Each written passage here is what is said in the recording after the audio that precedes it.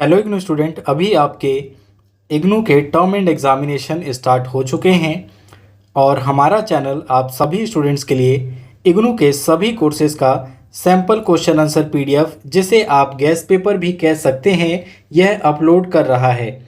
इसी क्रम में आज हम आपके लिए लेकर आए हैं MRD 201, जिसका सब्जेक्ट नेम है ग्राम विकास भारतीय संदर्भ। इसका गेस्ट पेपर लेकर आए हैं। इस गेस्ट पेपर में आपको बता दें 3 सेट सॉल्व पेपर दिया जाएगा। हिंदी मीडियम में ये गेस्ट पेपर होगा। नंबर ऑफ क्वेश्चन की बात करें तो 20 to 30 क्वेश्चंस विथ आंसर आपको देखने को मिलेंगे। ये सभी सॉल्यूशन आपके सिलेबस के ही अकॉर्डिंग है, तो इस पीडीएफ से एग्ज़ाम में क्वेश्चन बनने के चांसेस होते हैं।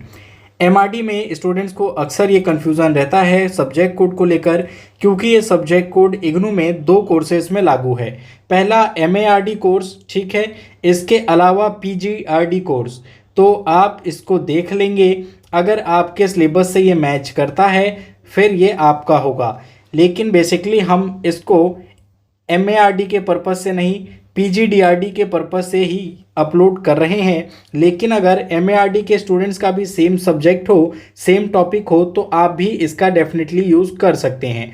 तो सबसे पहला क्वेश्चन कुछ इस प्रकार से पूछा जा सकता है, सहकारिता के सिद्धांतों की विवेचना कीजिए।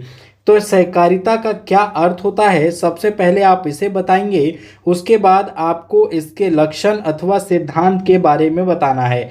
तो सहकारिता के सिद्धांतों में आप लिख सकते हैं कमज़ोर लोगों की स्थापना। तो सहकारिता जो होती है, ये समाज में जो पिछड़े और अभाव ग्रसित लोग होते हैं, इनको आपस में मिलाने का काम करती है। व्यवसाय का होना, सहकारिता के लिए एक व्यवसाय का होना अति आवश्यक होता है। इसके अलावा प्रजातांत्रिक प्रबंध व्यवस्था होनी चाहिए। ऐच्छिक सदस्य होती है, यानी कि जो सहकारिता समिति है उसमें व्यक्ति अपनी इच्छा से शामिल होते हैं, उनके ऊपर कोई भी जोर जबरदस्ती नहीं किया जाता।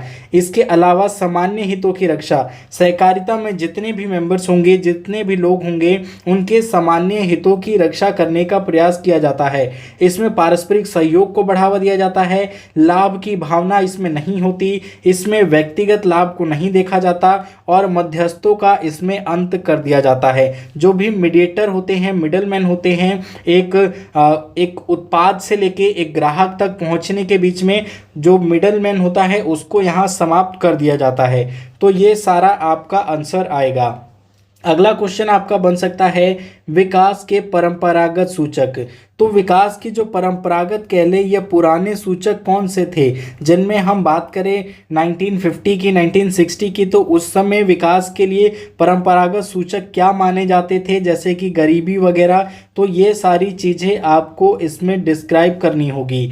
देखिए, इस पीडीएफ को देखने के बाद आप चाहें तो इसको परचेज भी कर सकते हैं। पीडीएफ को परचेज करने के लिए दिए गए व्हाट्सएप नंबर पे आपको मैसेज करना है। इसी बीच नेक्स्ट क्वेश्चन आपका हो सकता है सांस्कृतिकरण और पश्चिमीकरण।